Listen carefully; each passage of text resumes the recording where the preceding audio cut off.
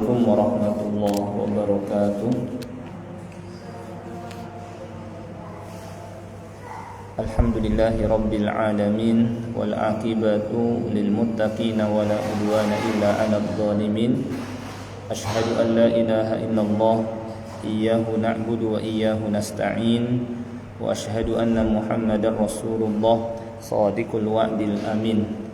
Allahumma salli wa sallim ala nabiyyina Muhammad wa ala alihi wa sahbihi ajma'in, amma ba'd. Pertama kita panjatkan puja dan puji syukur kehadirat Allah Subhanahu wa taala yang tidak henti-hentinya melimpahkan kepada kita semua nikmat-nikmatnya, terutama adalah nikmat Islam. Demikian pula nikmat iman, nikmat sehat wal afiat, dan nikmat-nikmat lainnya yang sama-sama kita rasakan. Salawat dan salam tidak lupa kita sampaikan kepada Nabi kita Nabi Muhammad sallallahu alaihi wasallam, kepada keluarganya, para sahabatnya, dan orang-orang yang mengikutinya hingga hari kiamat.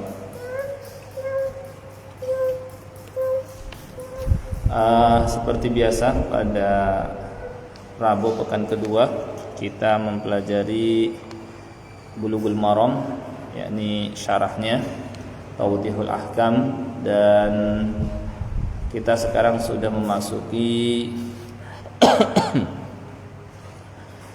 hadis 243 kalau di saya, hadis Malik bin Huwairits ya.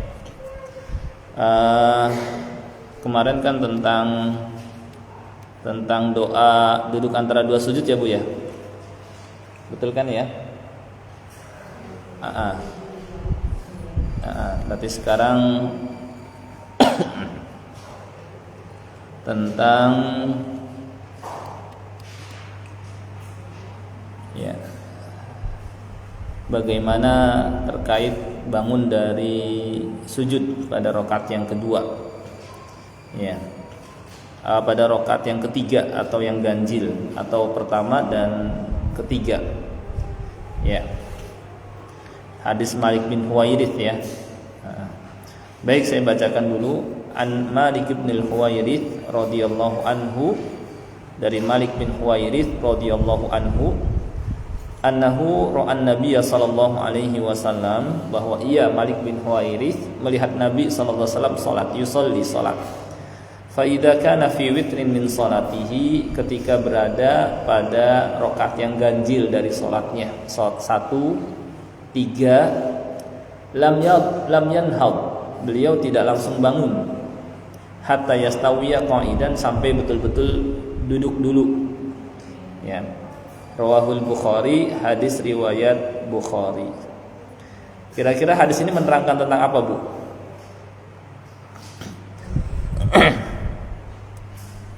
Kira-kira tentang duduk istirahat ya, tentang duduk istirahat atau jalsatul istirahat, yaitu bahwa duduk istirahat itu ya dilakukan pada rakaat yang ganjil, setelah rakaat yang ganjil, pas mau bangun ke rakaat berikutnya. Jadi Nabi SAW tidak langsung ke rakaat kedua, langsung berdiri dari sujud, tapi duduk sebentar. Itu namanya duduk istirahat ya. Jadi bangun tidak langsung berdiri, tapi duduk sejenak, setelah itu langsung bangun. Paham ya Bu? Nah, ini namanya duduk istirahat. Pada rakaat yang ganjil maksudnya sehabis rakaat pertama, sehabis rakaat yang ketiga mau keempat. Karena kan kalau rakaat yang kedua ada duduk tasyahud ya. Itu maksudnya. Disebut dengan jilsatul istirahah atau duduk istirahat, dan ini disyariatkan. Pertanyaan, apakah duduk ini wajib? Tidak ya, ini termasuk sunnah saja ya. Jadi hadis ini yang pertama menunjukkan al haditsu yadullu ala istihbabi hadhil jilsah, dianjurkannya duduk istirahat. Wa huwa annal musalliya idza qama fi witrin min salatihi ya, yaitu ketika seorang yang salat bangun pada rakaat berikutnya yang ganjil, dari rakaat yang ganjil, rakaat pertama atau rakaat ketiga, ya, dari rakaat pertama yakuma min rakaatis tsalitsah fa innahu yastawi jalisan, dia duduk sebentar, ya, setelah itu langsung berdiri, ya, kemudian dia berdiri. Jadi pas bangun dari sujud tidak langsung berdiri, tapi duduk sejenak dulu, namanya duduk istirahat. Cuma ini hukumnya sunnah, ya, tidak wajib.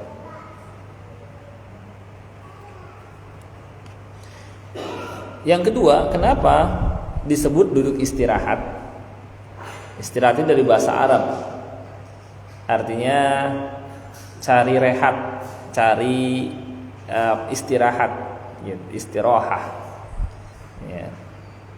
Seakan-akan kenapa disebut dengan duduk istirahat? Orang yang sholat, dia kan mungkin gerakannya dengan berdiri lama, duduk, ya, perlu ada pelan-pelan, ya, supaya nggak terasa berat, ya, maka dia sebentar duduk, setelah menghilangkan penat dan capeknya, baru kemudian dia berdiri, gitu.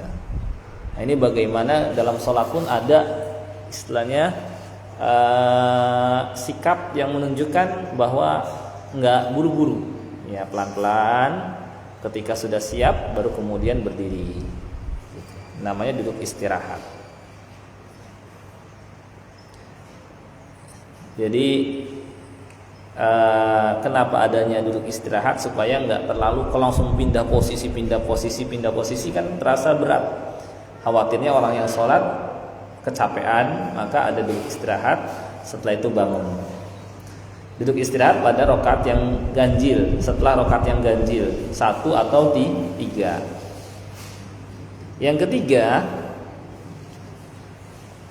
wahiyya jalsatun khafifah latifah inda man yara istihbabaha. Duduk ini duduk yang ringan, sejenak bagi yang berpendapat dianjurkan. Jadi tidak lama, karena ya kalau yang lama duduk apa? Tasyahud, ya. Kata Imam Nawawi, jilsatul istirahah jilsah latifah. Duduk istirahat itu duduk yang ringan, bihaitsu taskanu harakatuha sukunan bayinan. Dalam arti menjadi tenang gerakannya, setelah itu baru berdiri. Maksudnya supaya pelan-pelan, tidak buru-buru. Baik, kesimpulan hadis ini, jadi yang pertama dianjurkan duduk istirahat. Kedua, disebut dengan istirahat. Kenapa? Supaya nggak terlalu lelah, capek, dan terburu-buru. Ya. Dilakukan pada saat kapan? Rakaat setelah rakaat pertama dan ketiga. Nah, itu duduk istirahat. Dalilnya ini hadis riwayat Bukhari. Baik, sekarang kita ada tambahan fikih. Ya, fikih duduk istirahat, karena sebagian ulama ada yang berpendapat tidak disyariatkan. Ya, kok tidak disyariatkan? Kata mereka, Nabi SAW hanyalah melakukan duduk istirahat karena beliau sudah lanjut usia ketika itu, sehingga beliau butuh pelan-pelan dalam gerakan. Adapun ketika masih belum terlalu, beliau enggak melakukannya, menurut sebagian ulama. Baik, saya akan sebutkan di sini sekedar tambahan pengetahuan saja. Pertama, Imam Syafi'i menurut pendapat yang masyhur berpendapat dianjurkannya duduk istirahat. Jadi ini madhab Syafi'i. Sedangkan a'immah salasah yang selainnya seperti Imam Abu Hanifah, Imam Malik, Imam Ahmad, mereka berpendapat apa? Tidak disyariatkan, ya. Jadi dari 4 madhab yang berpendapat dianjurkan duduk istirahat siapa? Madhab Syafi'i. Sedangkan madhab yang 3 lainnya seperti Hanafi, kemudian Hambali, kemudian Hanafi, mereka berpendapat tidak disyariatkan. Nanti kita lihat alasannya.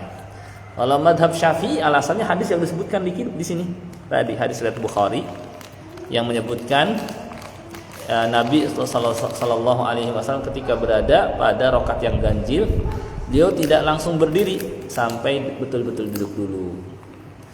Nah, lalu kenapa madhab yang tiga, Hanafi, Hambali, dan Maliki tidak berpendapat demikian? Mereka juga punya dasar, yaitu hadis riwayat Tirmidzi dari hadis Abu Hurairah radhiyallahu anhu, anna Nabiy sallallahu alaihi wasallam wa Nabi sallallahu alaihi wasallam kana yanhad ala suduri qadamai. Beliau bangun ya di atas langsung kakinya, maksudnya beliau langsung bangun, tidak duduk istirahat dulu ya, beliau langsung bangun ya. Kata Imam Tirmidzi, wa alaihil amal inda ahli ilmi, dan inilah yang diamalkan menurut ahli ilmu. Kata Abu Zanad, tilka sunnah, itulah yang sunnah, ya. Kata Nu'man bin Ayyash, adraktu ghayra wahid min ashabin Nabi sallallahu alaihi wasallam la yajlis. Saya mendapatkan lebih dari seorang sahabat, mereka tidak melakukan duduk istirahat. Ya. Menurut Imam Ahmad, aktsarul ahadits ala hadza. Banyakan hadis tidak menyebutkan duduk istirahat. Ya. Wa mimman ruwiya anhum tarkuha, bahkan yang diriwayatkan meninggalkan duduk istirahat itu diantaranya Umar, Ali, Ibnu Umar, Ibnu Mas'ud, dan Ibnu Abbas. Jadi gimana kesimpulannya kalau setelah saya terangkan seperti ini, Bu? Intinya adalah tidak mengapa, makanya hukumnya tidak wajib, tapi sunnah. Mau dikerjakan boleh, enggak juga enggak apa-apa. Yang berpendapat sunnah Imam Syafi'i, yang berpendapat tidak dianjurkan Imam Malik, Hambali, mazhab Hambali, dan mazhab Maliki. Dan masing-masing ada dasarnya. Ya, sehingga nggak perlu kita keras-kerasan dalam masalah ini. Ya. Nah, pada umumnya kalau kata Imam Ahmad, kebanyakan hadis tidak menyebutkan duduk istirahat. Bahkan banyak riwayat dari Umar, Ali, Ibnu Umar, Ibnu Mas'ud, Ibnu Abbas tidak menyebutkan duduk istirahat. Ya. Oleh karenanya Imam Ibnul Qayyim misalnya berpendapat bahwa beliau melakukannya karena kata Syekh Taqiyuddin di sini ya, annahu jalasa fi akhir umrihi inda kibarihi. Beliau melakukan duduk istirahat adalah di akhir usia beliau, ketika lanjut usia. Ya. Ya, termasuk juga ketika kondisi lemah gitu.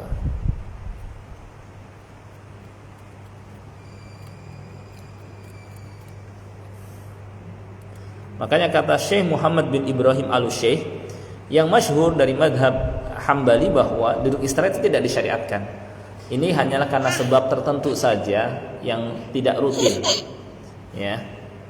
Nah, sehingga dapat dikompromikan dengan dalil yang menunjukkan Nabi SAW tidak melakukannya, ya. Sedangkan Syekh Abdurrahman bin Nasir As-Sa'di berpendapat, pendapat yang lebih sahih,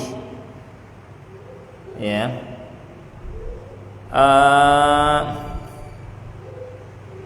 Kata Syekh Abdurrahman bin Nasir As-Sa'di, ya, bahwa duduk istirahat ini dianjurkan kalau dibutuhkan, dan kalau tidak dibutuhkan maka langsung berdiri nggak ada masalah, ya. Nah, jadi silahkan ibu-ibu kalau butuh duduk istirahat, kalau enggak juga langsung nggak apa-apa, ya. Tuh. Paham kan tentang duduk istirahat ya? Duduk pada setelah rakaat pertama dan setelah rakaat ketiga, gitu. Baik. Nah, jadi intinya seperti itu. nggak perlu keras-kerasan dalam masalah ini karena dua-duanya ada dalil. Sampai di sini ada yang mau ditanyakan dulu? Insyaallah jelas ya, Ibu ya. Baik, kalau jelas maka kita lanjut ke hadis berikutnya. Ya. Tidak ada pertanyaan? Jadi duduk istirahat silahkan dilakukan kalau dibutuhkan. Kalau mau langsung juga nggak apa-apa. Gitu. Hanya saja ketika berdiri langsung, apakah bertumpu dengan lutut atau bertumpu dengan tangan? Gimana Bu? Yang lebih didahulukan adalah bertumpu dengan tangan, karena Nabi SAW seperti itu.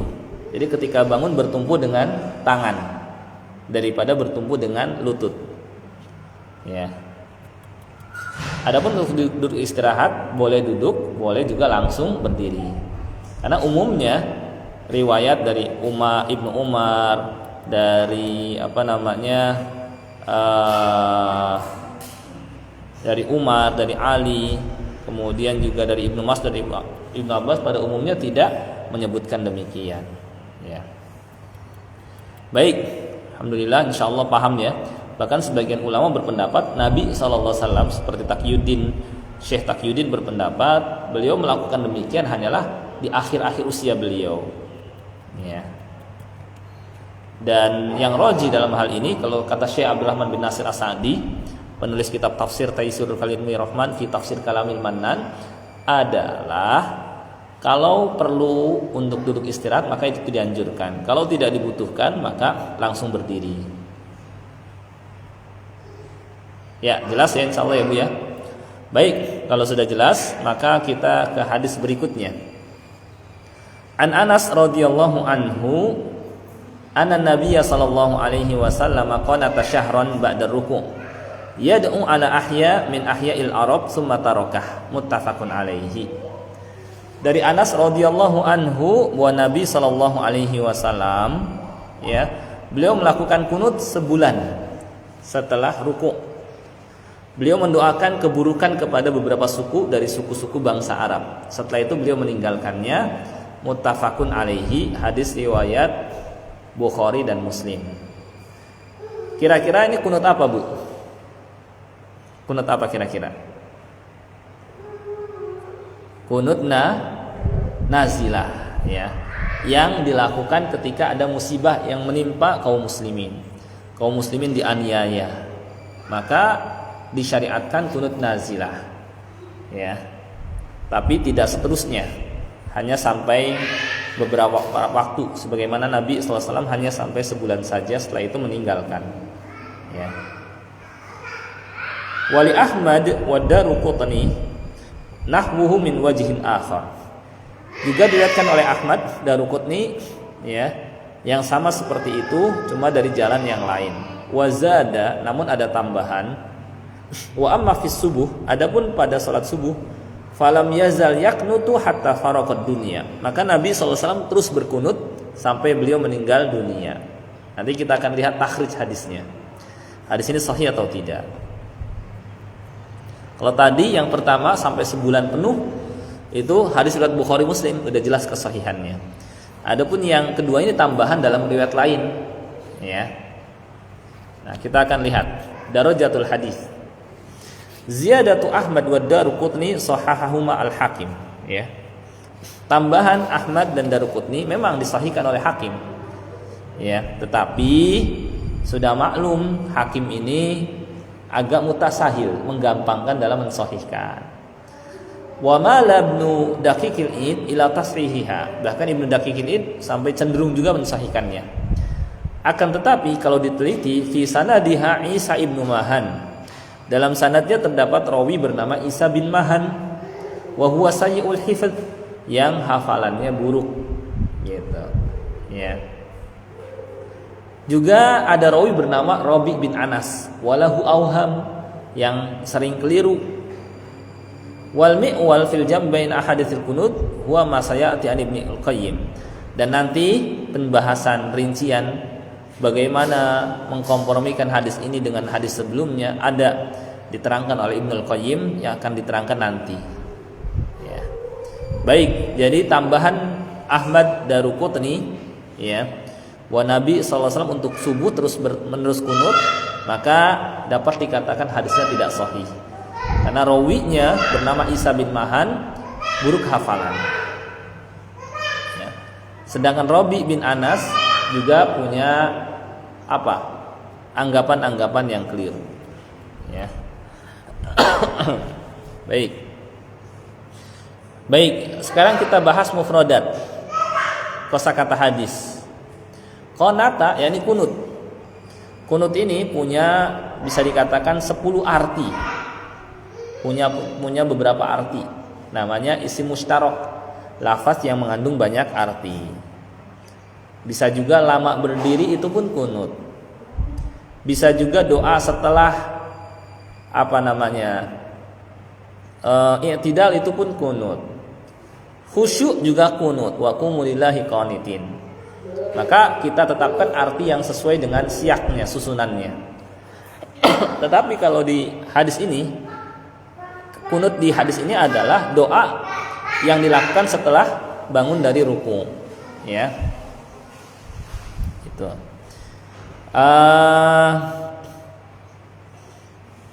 Ini bisa kunut nazilah dan bisa juga subuh. Cuma tadi sudah diterangkan untuk yang rutin subuh maka hadisnya tidak sahih. Kalau yang kunut nazilah maka hadisnya tadi sahih.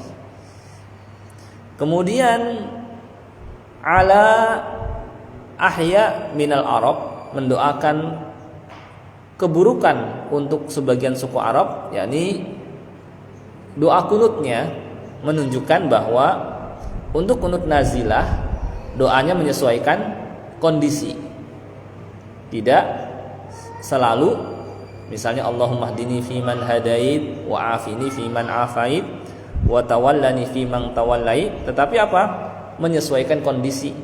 Kalau yang bermasalah adalah suku tertentu, kaum tertentu, bangsa tertentu, maka doanya isinya seperti itu. Ya, kalau sekarang misalnya Yahudi, ya udah doanya Allahumma ahlikil Yahuda wa man awanahum minal kufar. Ya Allah, binasakan orang-orang Yahudi dan para sekutunya dari kalangan orang-orang kafir. Allahumma ansur ikhwananal muslimin fi Filistin. Ya Allah, tolonglah saudara kami di Palestina. Allahumma ansurhum ala aduwwihim. Ya Allah, bantulah mereka melawan musuh mereka, dan seterusnya. Nah, itu isinya. Bukan membaca Allahumma hdini fiman hadait. Karena untuk kunut nazilah harus menyesuaikan kondisi. Ya. Kemudian suku apa yang beliau doakan keburukan ketika itu? Yaitu suku Ri'al, suku Usayyah, suku Zakwan, dan Banu Lihyan. Ya, karena mereka menindas, ya, terutama utusan Rasulullah SAW yang awalnya mereka minta dikirimkan dai dan guru, istilahnya guru ngaji, yang ngajarkan agama kepada mereka. Maka Rasulullah SAW kirimkan 70 orang pilihan para penghafal Quran. Ya, para penghafal Quran dikirim oleh Rasulullah SAW ke suku-suku tadi. Ternyata mereka tidak bermaksud untuk diajarkan agama. Bahkan mereka ternyata berbuat jahat, membuat makar. Sesampainya di sebuah sumur namanya Bi'ru Ma'unah, mereka sudah menghadangnya. Maka mulailah ada yang melempar tombak, memanah, dan ada namanya Abu Kilabah kalau nggak salah. Ya, ketika ditombak sampai nembus dari pinggang yang kanan nembus ke pinggang yang kiri, dia mengucapkan fustu wa rabbil Ka'bah. Sungguh saya sukses demi Allah pemilik Ka'bah. Maksudnya berhasil menjadi syahid. Ya, dia mengucapkan seperti itu. Ya, mereka para penghafal Al-Qur'an yang dikirim ke suku-suku ini yang katanya mereka minta dikirimkan, tapi ternyata dikhianati dengan sampai di Sumur Maunah mereka malah diserang, ya. Nah, maka Rasulullah SAW sedih karena dikhianati, maka beliau marah dan kemudian mendoakan keburukan untuk suku-suku tadi hingga turun ayat di surah Ali Imran, laisa laka minal amri syai'un aw yatuba 'alaihim aw yu'adzibahum fa innahum dzalimun. Itu bukan urusan kamu, ya. Bisa saja Allah menerima taubat mereka atau mengazab mereka karena memang mereka orang-orang yang zalim. Maka setelah turun ayat ini, ya, setelah sebulan Nabi SAW tidak lagi melakukan kunut nazilah. Tetapi disyariatkan kunut ini tetap berlaku, bukan hanya di zaman Nabi SAW. Kalau ada kaum muslimin dianiaya, maka bisa dilakukan selama bisa sebulan, ya. Dan perlu diketahui dalam prakteknya kunut nazilah ini bukan hanya pada sholat subuh, tetapi zuhur iya, kemudian asar iya, maghrib iya, dan isya juga, ya. Jadi bukan hanya subuh saja. Yang kedua juga doanya pun menyesuaikan kondisi, bukan Allahumma hdini fiman hadait, ya. Dan yang ketiga faedah lainnya adalah bahwa doa kunut nazilah dilakukan kapan? Sebelum ruku atau setelah ruku? Setelah ruku, ya. Sami Allah setelah i'tidal, ya, sami Allahu liman hamida rabbana walakal hamd, baru Allahumma misalnya Allahumma ansur ikhwanana al-muslimin, Allahumma ahlikil kafarata wal musyrikin, Allahumma a'izzal islam wal muslimin wa adillal syirka wal musyrikin, dan seterusnya. Nah, itu. Baik. Di sana adalah kunut. Apa? Kunut apa lagi di samping kunut yang disebutkan di hadis ini? Kunut witir. Ya, kunut witir. Ya. Kunut witir dilakukan pada sholat witir di rakaat yang terakhir. Ya. Baru doanya Allahumma hdini fiman hadait wa afini fiman afait wa tawallani fiman tawallait, ya, wa barik li fima atait wa qini syarra ma qadait fa innaka taqdi wa la yuqda 'alaik innahu la yadhillu man walait wa la ya'izzu man adait tabarakta rabbana wa ta'ala. Itu kalau seorang. Kalau jamak seperti pada salat tarawih, maka bentuknya tinggal diganti saja. Allahumma hdina fiman hadait wa afina fiman afait wa tawallana fiman tawallait wa barik lana fima atait, dan seterusnya, ya. Pertanyaan, untuk kunut witir ini apakah setelah i'tidal atau sebelum ruku? Setelah ruku atau sebelum ruku? Ini faedah juga penting. Kira-kira setelah ruku atau sebelum ruku untuk kunut witir? Yang rajih, ya, adalah sebelum ruku, ya. Kecuali sebenarnya boleh dipilih, boleh memilih. Sebelum boleh, setelah boleh, ada dua-duanya dalil. Tetapi kalau kunut witirnya ditambah dengan doa nazilah, maka dianjurkan setelah ruku. Paham nggak kira-kira? Jadi gini, kalau cuma doa kunut witir saja itu lebih utama sebelum ruku. Gimana caranya? Caranya adalah setelah selesai membaca surah, dia takbir Allahu Akbar. Setelah itu Allahumma hdina fiman hadait wa afina fiman afait wa tawallana fiman tawallait wa barik lana fima atait. Setelah selesai, ya, baru dia ruku Allahu Akbar. Nah, itu kunut witir, ya. Nah, cuma banyak orang nggak pada paham kalau kita praktekkan seperti itu. Kok kunut malah sebelum ruku sih? Ya memang seperti itu dalil yang ada, gitu, ya. Nah, adapun ketika ditambahkan dengan doa nazilah, ya, maka bisa dilakukan setelah ruku. Misalnya sekalian nama doa nazilah biasanya dilakukan oleh para imam, ya, itu pada saat kapan? Pertengahan bulan Ramadan, ya, tanggal 15 ke atas lah, 16, 17 sampai akhir Ramadan. Alasannya apa? Ya. Kan semua harus ada alasan, ya. Mereka melihat kepada athar Umar bin Khattab radhiyallahu anhu yang mendoakan kunut nazilah pada saat witir ketika pasukan kaum muslimin terdesak. Maka Umar bin Khattab mendoakan di pertengahan bulan Ramadan sampai di bagian akhir. Ya. Boleh silahkan. Ya, boleh silahkan. Dan karena ada kunut nazilahnya, maka dilakukan setelah ruku, setelah i'tidal. Jadi rinciannya begini. Kalau untuk kunut witir sebelum ruku. Kalau untuk kunut nazilah setelah ruku. Kalau digabungkan kunut witir dengan kunut nazilah setelah ruku. Kalau dilakukan pada bulan Ramadan dan dipakai oleh madhab Syafi'i, pertengahan bulan Ramadan dimulainya. Kalau mau dari awal, ya kunut witir aja dari awal Ramadan. Atau pada hari-hari biasa. Ya kadang-kadang kalau kita sholat witir sebelum tidur, kan ada yang mau sebelum tidur khawatir kesiangan nantinya. Nah sebenarnya dia bisa lakukan kunut itu, karena hadis Hasan bin Ali, Nabi SAW mengajarkan kepada kunut dibaca pada saat witir. Ya, jelas nggak Bu? Ya seperti itu ya. Nah, itu.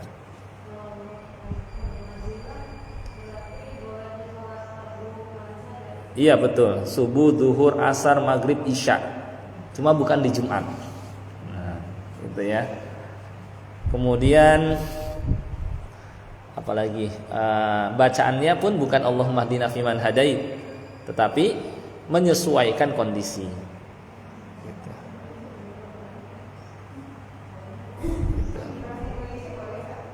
Gimana? Jangan, nggak boleh, karena dilafazkan nggak boleh. Harus pakai bahasa Arab. Makanya kan biasanya di share tuh. Kalau misalnya ada musibah yang menimpa kaum muslimin, ada yang nge-share doanya, ya udah dibaca aja doa itu. Doa untuk Palestina misalnya, dibaca doa itu. Ya.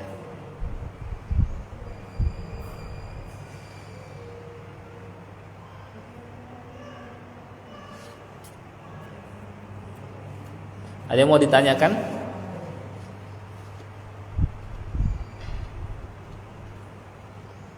Silakan kalau ada yang mau nanya. Gimana? Apa?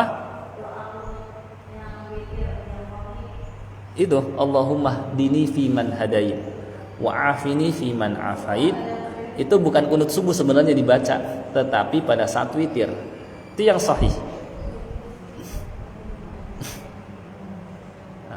Jadi itu doanya, Allahumma hdini fiman hadait wa afini fiman afait wa tawallani fiman tawallait wa barik li fima a'tait wa qini syarra ma qadait fa innaka taqdi wa la yuqda 'alaik innahu la yadhillu man walait wa la ya'izzu man 'adait tabarakta rabbana wa ta'ala. Itu doa yang sahih. Cuma bukan pada saat subuh. Jelas? Nanti ada juga di sini disebutkan di hadis keberapa,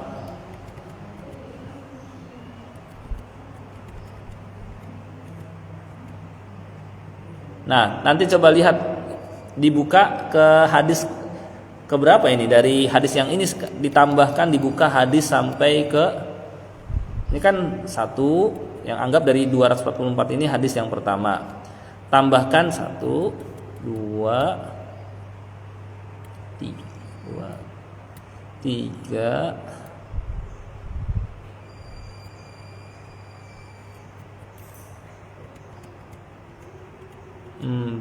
Hadis keempat, hadis dari hadis ini tambahkan 4 hadis setelahnya ada tuh doanya, ya kan, dari Hasan bin Ali.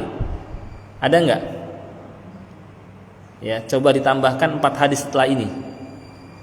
Nah, itu doa yang sahihnya. Iya.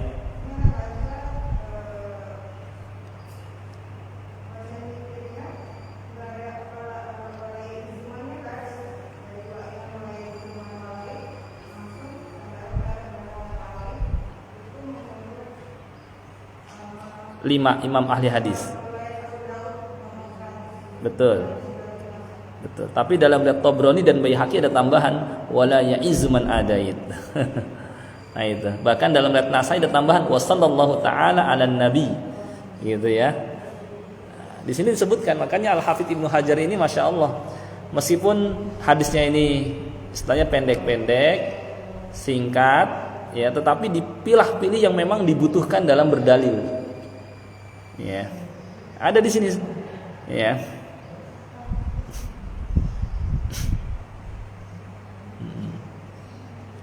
Ada kan? Rawahul khamsah wa zada at-Tabrani wal Baihaqi wa la ya'izu man adait. Hadis ini diriwayatkan oleh khamsah 5 imam ahli hadis, yaitu Abu Dawud, Tirmidzi, Nasai, Ibnu Majah dan Ahmad. Ya. Namun Tabrani dan Baihaqi menambahkan wala ya'izu man adait. Jelas kan? Baik, ada lagi yang mau ditanyakan? Nggak apa-apa, hukumnya sunnah.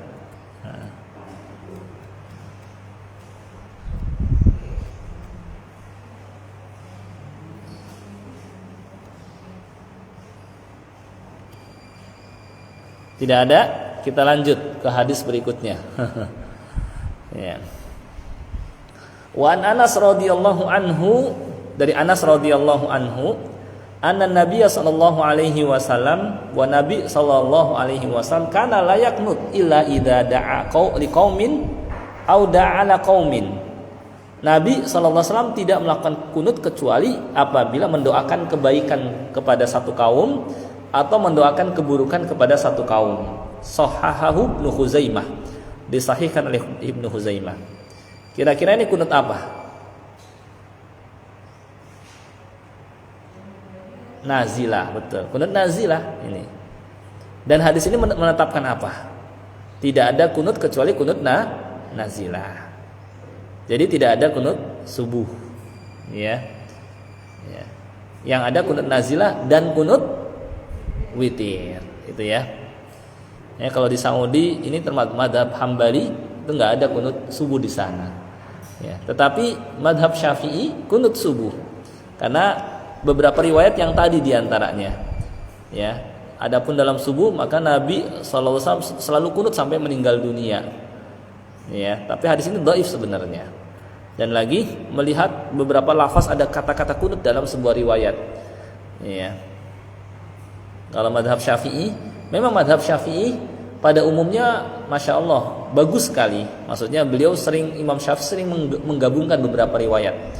Tetapi kan tidak semuanya, seluruh isi madhabnya paling kuat. Terkadang dalam masalah tertentu, ya, madhab Hambali lebih kuat. Seperti dalam masalah kunut subuh, madhab Hambali dalam hal ini lebih kuat daripada madhab Syafi'i. Ya. Saya sampaikan, Imam Syafi'i, ya Masya Allah, beliau ini kalau diibaratkan antara Imam Ahmad, ya, Imam Ahmad itu punya obat-obatan, kalau Imam Syafi'i yang meraciknya, ya. Perumpamannya seperti itu. Fikihnya terkenal Imam Syafi'i dalam, ya. Kemudian kenapa? Dan madhabnya pun lebih pertengahan daripada madhab yang lain. Dan sehingga banyak yang menganutnya dari berbagai negara. Mesir misalnya, negeri kita misalnya, ya, daripada madhab Hambali yang mungkin hanya di tempat tertentu, madhab Maliki hanya di tempat tertentu, tapi madhab Syafi'i dipakai banyak. Karena kenapa? Madhab Syafi'i madhab pertengahan, moderat, gitu ya. Imam Syafi'i pernah hadir di majlis ahli hadis dan majlis ahli ra'yu. Ya, madhab ahli hadis seperti madhab Imam Malik itu madhab ahli hadis. Madhab ahli ra'yi seperti siapa? Imam Abu Hanifah, madhab ahli ra'yi. Tapi apakah maksud ahli ra'yi di situ berarti beliau berpegang bukan dengan dalil tapi dengan ra'yu? Tidak. Maksudnya adalah Imam Abu Hanifah karena keterbatasan hadis yang ada banyak mempergunakan ra'yu. Tapi kalau ada hadis maka beliau dahulukan hadis. Karena kan Imam Abu Hanifah jauh, ya, di daerah Basrah, ya, maksudnya di Kufah, Al-Kufi, di Kufah, daerah Irak, ya. Itu kan jauh. Beda dengan Imam Malik yang memang di Madinah, banyak para sahabat, hadis-hadis banyak bertebaran sehingga banyak menggunakan hadis. Sedangkan Imam Abu Hanifah banyak menggunakan ra'yu, ya, karena keterbatasan hadis. Tetapi banyakkan karena beliau imam mujtahid, tapi banyakkan ra'yunya tepat, sesuai, ya, meskipun dalam hal tertentu terkadang ya tidak sesuai. Beliau seperti imam-imam yang lain, idza sahal hadis fa huwa madhhabi. Kalau ada hadis itu sahih, maka itulah madhabku, mengedepankan hadis. Bukan maksudnya madhab ahli ra'yi. Kalau ada ra'yu didahulukan ra'yu, itu madhab Mu'tazilah, ya, menyimpang dan sesat. Kalau umpamanya ada dalil didahulukan akal, nah, itu salah. Gitu. Kalau Imam Syafi'i kenapa madhabnya pertengahan? Karena beliau pernah hadir di majlis-majlis. Beliau mengatakan, saya akan kumpulkan madhab ahli hadis dan madhab ahli ra'yu. Jadilah madhabnya pertengahan. Nantilah kapan-kapan kita lihat bagaimana pertengahannya madhab Syafi'i. Gitu.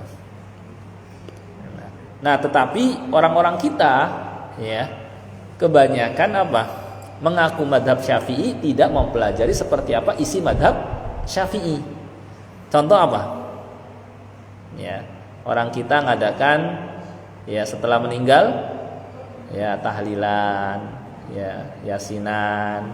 Kalau di madhab Syafi'i yang asli, beliau membenci hal itu, gitu ya. Kemudian kalau Jumatan bacanya apa? Yasin. Kalau madhab Syafi'i bacanya apa? Surah Al-Kahfi. Nah itu. Nah, itu. Baik. Kita lihat hadis ini, ya.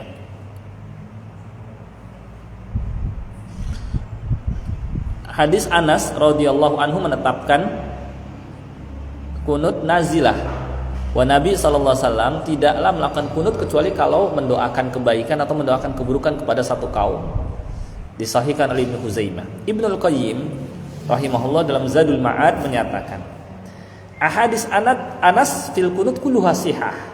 Hadis Anas berkenaan dengan kunut semuanya sahih, ya. Yusaddiqu ba'duha ba'dha. Yang mana satu dengan yang lain saling mensahihkan, ya.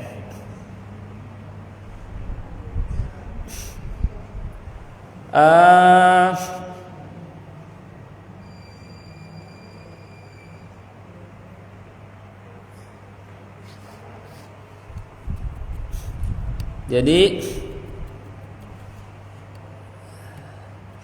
ini menunjukkan disyariatkan kunut nazilah, ya, disyariatkan kunut nazilah, ya.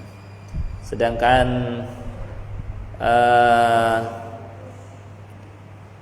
kunut subuh, ya, meskipun disahihkan oleh Hakim misalnya, tapi yang roji adalah dhaif. Karena ada rawi bernama Isa bin Mahan dan Robi bin Anas.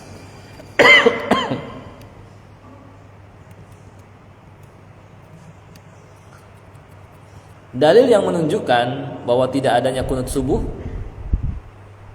hadis berikutnya, ya. Hadis apa? Sa'ad bin Tariq al-Ashja'i radhiyallahu anhu. Saya bacakan.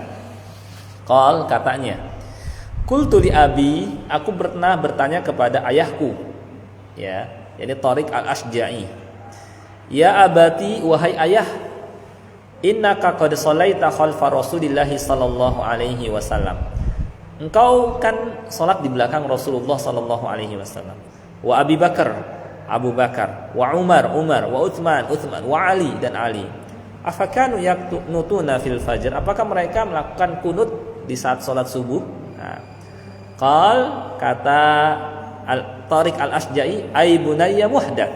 Wahai anakku, itu bid'ah, gitu ya, diada-adakan. Rawahul khamsah illa Abu Dawud, ya, diriwayatkan oleh 5 imam ahli hadis, yakni Tirmidzi, Nasa'i, Ahmad dan Ibnu Majah selain Abu Dawud, ya. Dan hadis ini derajatnya, kata Syekh Abdullah Al-Bassam, hasan, Tirmidzi mengatakan hadis hasan sahih. Ya. Nasa'i, Ibnu Majah meriwayatkan dari hadis Abu Malik Al-Asyja'i dari ayahnya dan isnadnya hasan. Dan disahihkan pula oleh Ibnu Hibban. Ya. Gitu.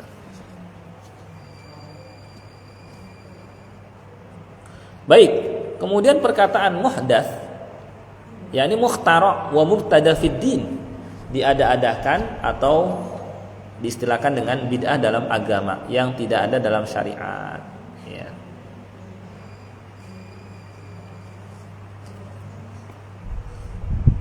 Baik, hadis ini menunjukkan, ya, pertama bahwa yang dimaksud dengan kunut adalah berdoa setelah ruku di rakaat terakhir. Ya. Baik pada semua sholat 5 waktu atau pada sholat witir.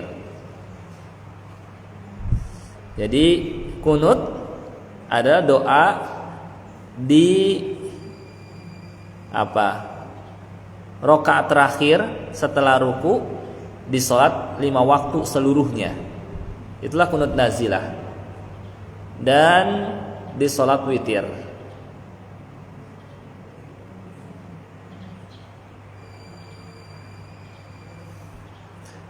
Yang kedua, para ulama sepakat bahwa melakukan kunut atau tidaklah membatalkan sholat. Ya. Kan ada kalau di sebagian buku di kita, ya, ada sunnah ab'ad dan ada sunnah apa lagi, satu lagi. Sehingga dikelompokkan bahwa kunut ini bagian daripada sunnah ab'ad atau satu lagi itu, sehingga harus dikerjakan. Kalau sampai enggak, maka harus ditutupi dengan sujud sahwi. Ya, ini keliru. Ya.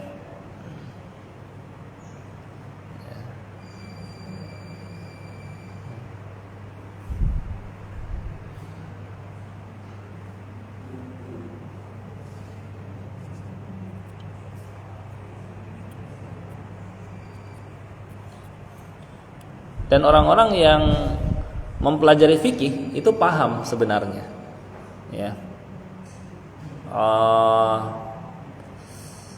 Seperti ada sebagian yang mengatakan sampai keras-kerasan, mereka nggak mau ikut sholat kalau umpamanya imamnya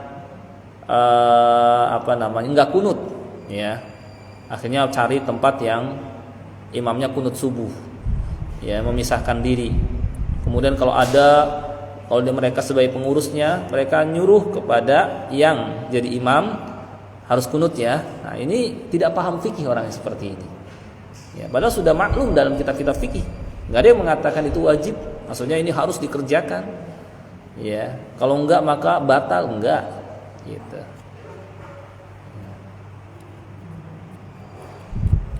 Dan lagi kalau ditarjih, maka yang rajih yang hanya ada 2 kunut, nazilah dan witir. Ya.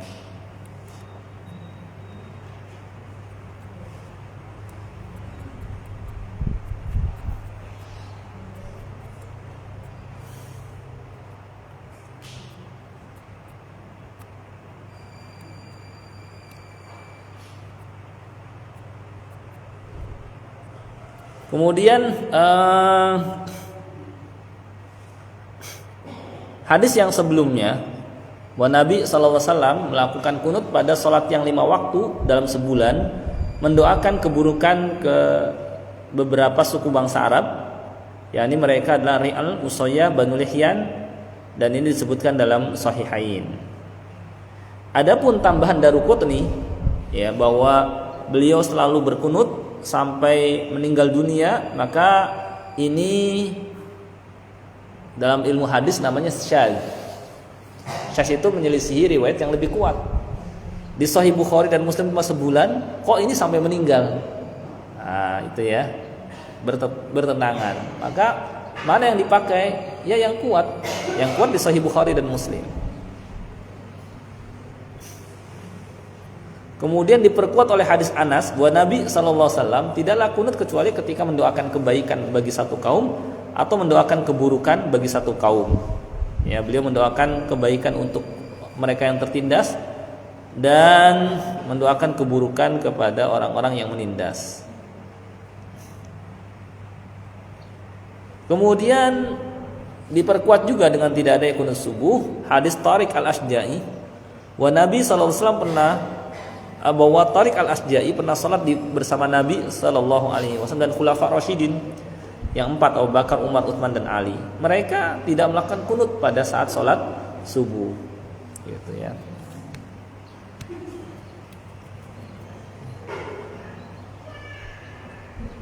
Baik. Sampai di sini jelas? Kalau misalnya mau saya tambahkan, ada sedikit pengetahuan tambahan ini. Atau saya lengkapi dulu, setelah itu baru tanya jawab.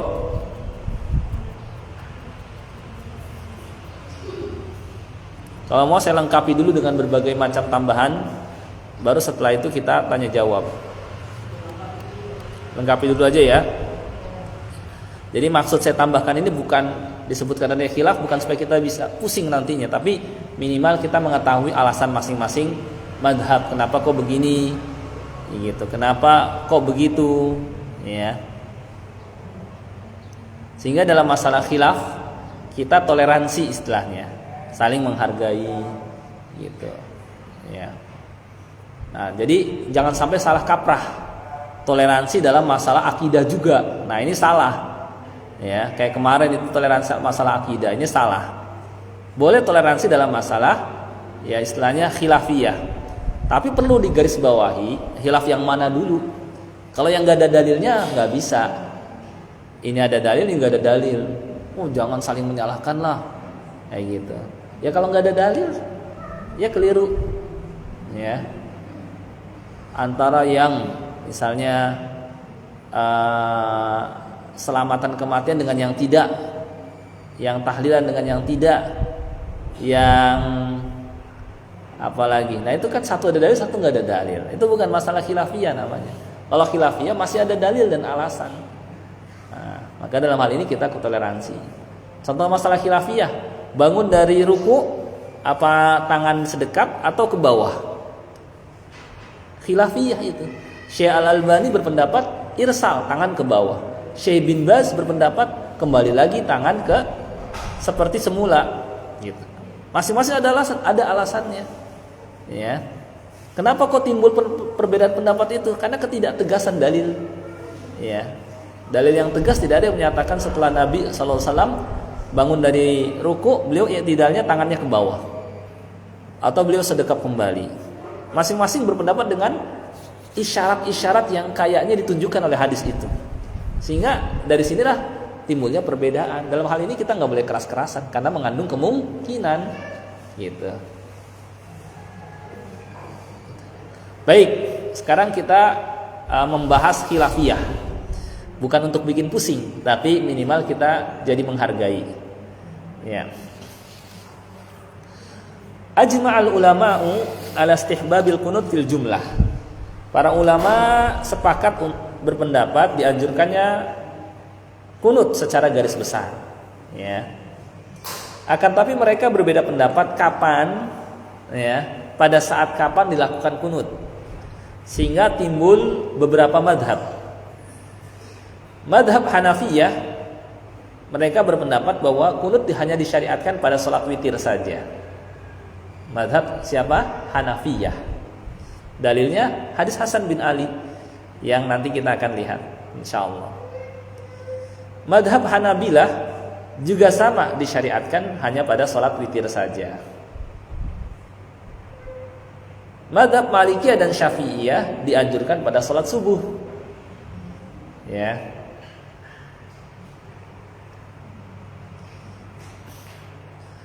Dan madhab Syafi'iyah, Hanafiyah dan Hanabilah berpendapat dianjurkan juga pada semua sholat fardu ketika terjadi nazilah, ya, musibah yang menimpa kaum muslimin. Tetapi madhab Hanafiyah mengkhususkan pada sholat yang dijaharkan. Cuma kalau ini kayaknya nggak perlu sih. Maksudnya bukannya nggak perlu, tapi saya khawatir nanti ini sekedar informasi tambahan saja supaya kita tahu bahwa seperti inilah madhab, gitu ya.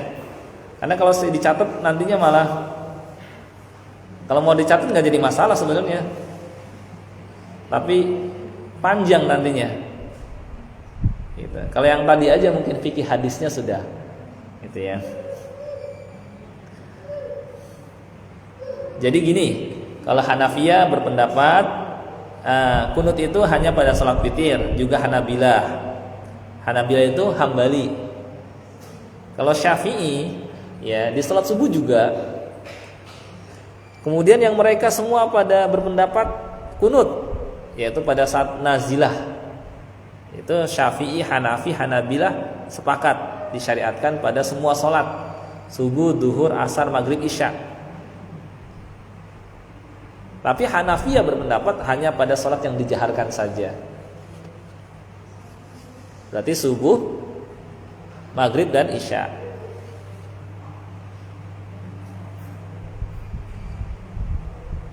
Mungkin kita bertanya, kok bisa berbeda pendapat seperti itu sih? Nah, ternyata masing-masing alasannya saya sebutkan. Pertama, alasan madhab Hanafiyah dan Hanabilah yang mensyariatkan kunut pada sholat witir, yaitu hadis riwayat imam yang 5, Ahmad, Abu Dawud, Tirmidzi, Nasa'i, dan Ibnu Majah, dari Hasan bin Ali. Katanya, allamani Rasulullah sallallahu alaihi wasallam kalimat aquluhunna fi salatil witr. Rasulullah SAW mengajarkanku kalimat yang aku baca pada salat witir, yang nanti akan datang hadisnya. Ini madhab Hanafiyah dan Hanabilah. Adapun kenapa madhab Syafi'iyah berpendapat ada kunut subuh, mereka melihat hadisnya, mereka anggap sahih. Kan sebagian ulama yang mensahihkan, Nabi SAW senantiasa kunut pada subuh sampai meninggal dunia. Ya. Tapi yang rajih di sini tidak sahih. Gitu. Sedangkan disyariatkan kunut nazilah, ya, disepakati oleh Hanafiyah, Syafi'i, dan Hanabilah. Ya, karena hadis Anas, wa Nabi SAW tidaklah kunut kecuali ketika mendoakan kebaikan satu kaum atau keburukan satu kaum.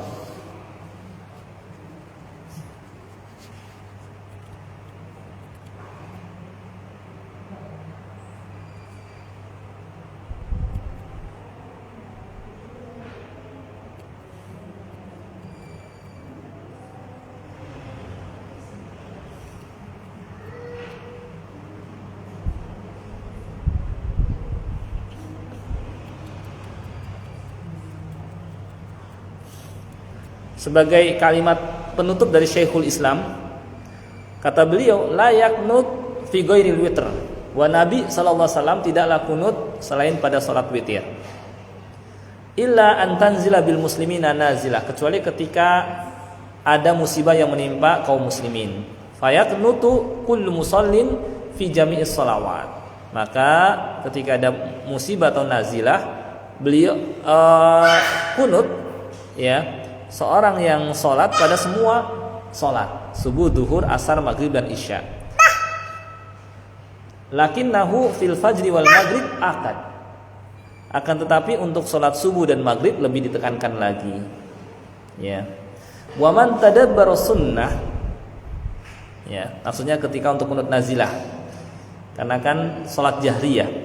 Wa man tadabbara sunnah, dan barang siapa yang merenungi sunnah, alima ilman qat'iyyan, maka dia akan mengetahui secara pasti anna Nabi sallallahu alaihi wasallam, wa Nabi sallallahu alaihi wasallam lam yaknut daiman, tidaklah senantiasa, ya, kunut fi syai'in minas shalawat, ya, dalam salat, hanya pada kondisi tertentu, nazilah, atau pada salat tertentu seperti witir.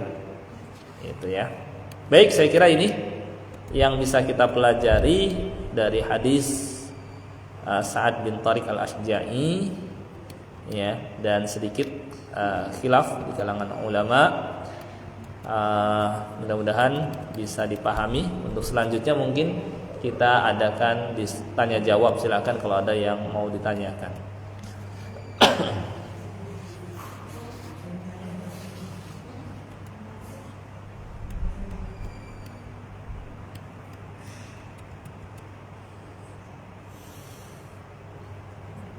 Silakan kalau ada yang mau ditanyakan.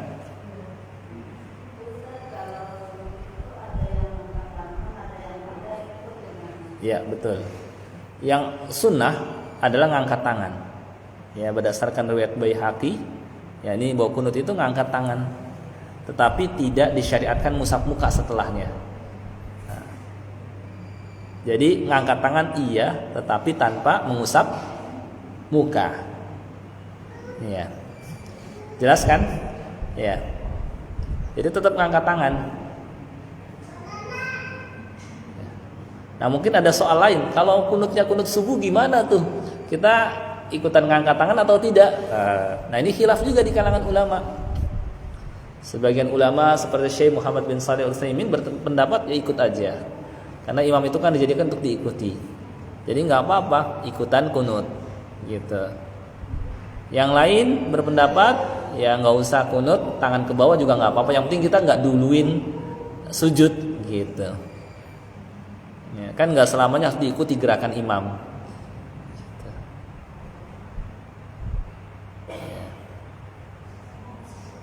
Jadi silahkan mau ikutan kunut juga nggak apa-apa ketika imamnya kunut, meskipun yang rojih tidak ada kunut subuh, tetapi karena kita makmum, sedangkan makmum diperintahkan mengikuti imam, silahkan. Kalau Syekh Ibnu Utsaimin berpendapat ikutan nggak apa-apa, yang lain berpendapat tangan diam aja nggak apa-apa.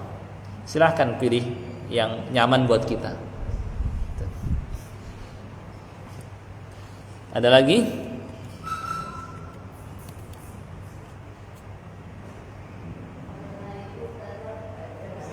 Iya. Iya, gimana?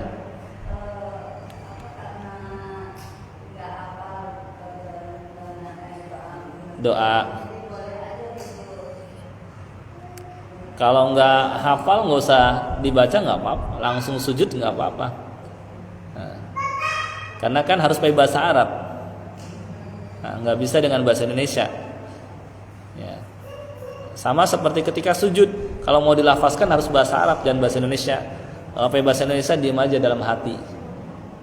Nah. Ada lagi?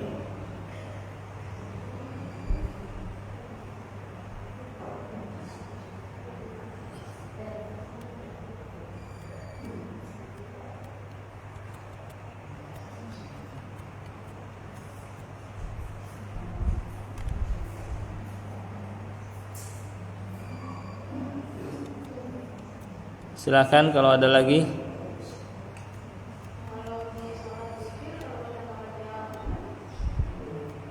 Kalau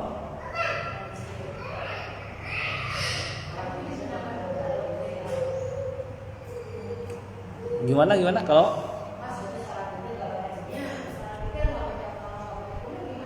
nggak apa-apa, itu kan sunnah. Mau dibaca mau enggak nggak apa-apa.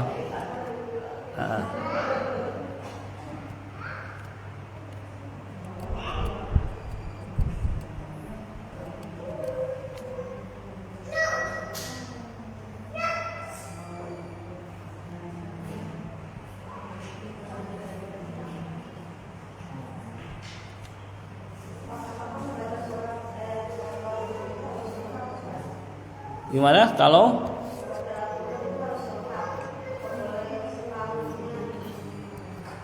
bagusnya kalau hafal dibaca semuanya.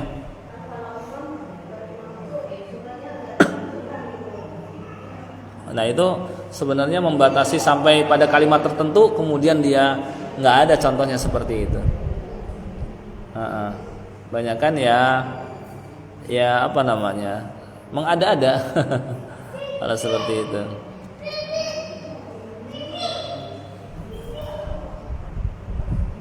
Jadi kalau baca sekalian, nggak separuh-separuh.